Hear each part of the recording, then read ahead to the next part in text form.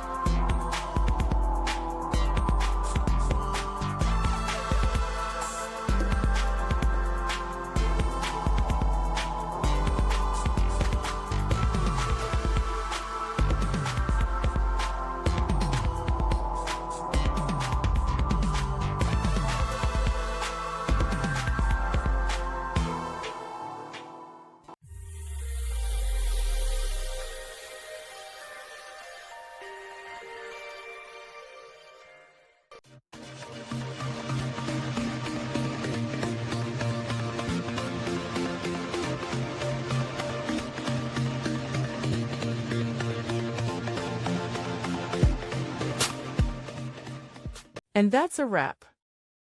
I hope you found the answer you were looking for. If you did, take a second to hit that subscribe button. It really helps out. And let me know in the comments which solution worked best for you. See you next time in the debug zone.